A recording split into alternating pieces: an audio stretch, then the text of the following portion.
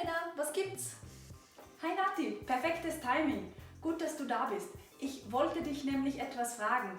Hast du Lust, brunchen zu gehen? Ich kenne ein neues Restaurant. Es ist unter den Top 10 in Wien. Oh ja, das klingt super. Mit einem Brunch in den Tag zu starten ist immer genial. Wie heißt denn das Restaurant? Wo ist es genau? Hast du vielleicht einen Flyer?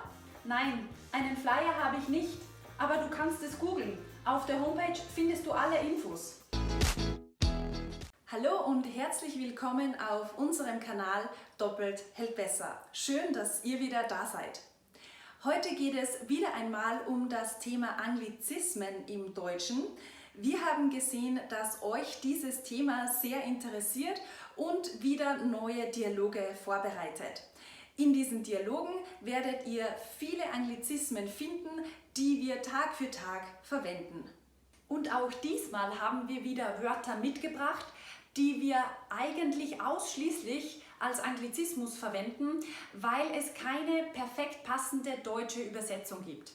Und dann haben wir für euch Wörter, für die es sowohl eine deutsche Bezeichnung als auch den Anglizismus gibt und wir uns oft aussuchen können, was wir verwenden. Aber gehen wir einmal alles Schritt für Schritt durch. Im Intro haben wir 4 Anglizismen verwendet. Das erste war das Timing. Das Timing meint den richtigen Zeitpunkt oder eine gute Zeiteinteilung. Wenn ich also sage perfektes Timing, dann meine ich einfach, dass der Zeitpunkt genau der richtige ist. Das zweite Wort, das wir verwendet haben, ist der Brunch bzw. das Verb brunchen. Das kennt ihr bestimmt. Ein Brunch ist ganz einfach eine Mahlzeit, die wir meistens am späten Vormittag oder gegen Mittag einnehmen. Und meistens ist ein Brunch auch sehr reichhaltig und ein Mix aus verschiedenen Gerichten. Oft ist es eben ein Mix aus Frühstück und Mittagessen. Und wir haben eben ein eigenes Verb dafür, nämlich brunchen. Wir sagen nicht brunchen, aber wir verwenden die englische Aussprache, nämlich brunchen. Und übrigens, die Konjugation ist wie bei allen regelmäßigen Verben. Der nächste Anglizismus war Top 10. Das bedeutet die besten 10 oder die ersten 10 aus einer Hitliste. Natürlich können wir auch eine andere Zahl verwenden, die würden wir dann aber deutsch aussprechen. Zum Beispiel die Top 2 der besten Athletinnen oder die Top 5 Lieder des Jahres 2021. Dann haben wir noch Flyer, der Flyer. Das ist ganz einfach ein Flugblatt oder ein Informationsblatt.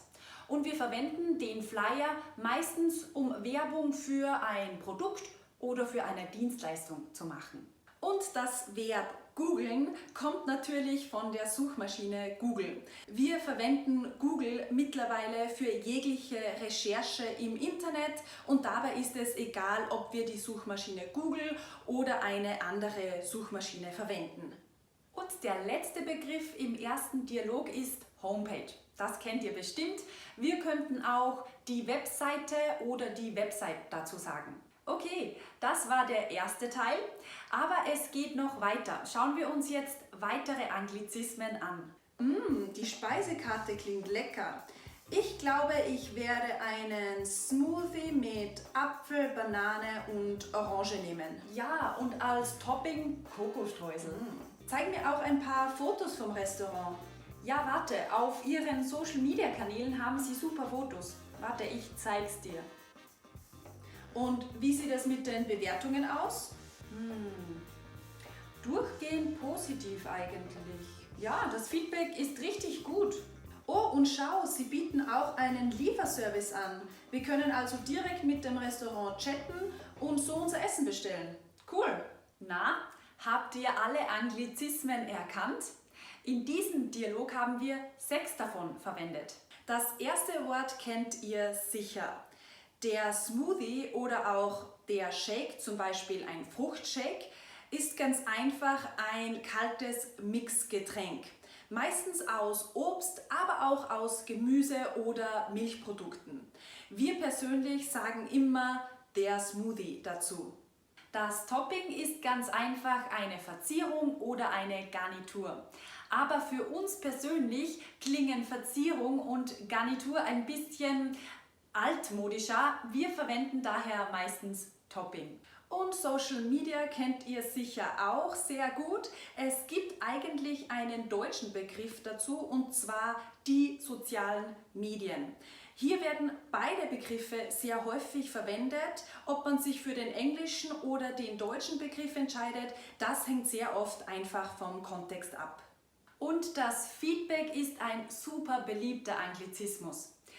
Die deutsche Version, nämlich die Rückmeldung, hören wir eigentlich sehr selten. Der Service oder das Service bedeutet in unserem Beispiel eine Dienstleistung. Also das Restaurant bietet einen Lieferservice an. Der Service kann aber auch in vielen anderen Kontexten vorkommen. Zum Beispiel, wenn ich sage, der Service in diesem Restaurant ist wirklich gut, dann meine ich da die Bedienung oder die Betreuung der Gäste. Der Service kann aber auch zum Beispiel im Zusammenhang mit einem Auto verwendet werden. Hier meine ich die Wartung oder Inspektion des Autos oder auch eines Geräts. Zum Beispiel, ich muss mein Auto zum Service bringen.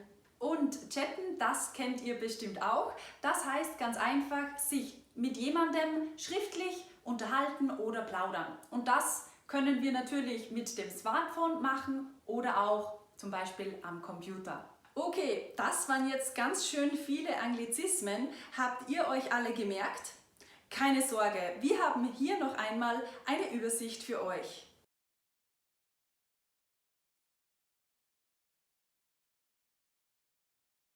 Wir hoffen, dass euch unser heutiges Video wieder geholfen hat.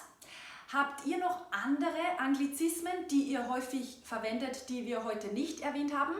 Lasst uns das gerne unten in den Kommentaren wissen. Und das war's auch schon wieder mit unserem heutigen Video. Vielen Dank, dass ihr dabei wart, und wir sehen uns beim nächsten Video wieder. Bis dahin nicht vergessen, gemeinsam macht Deutsch lernen doppelt so viel Spaß.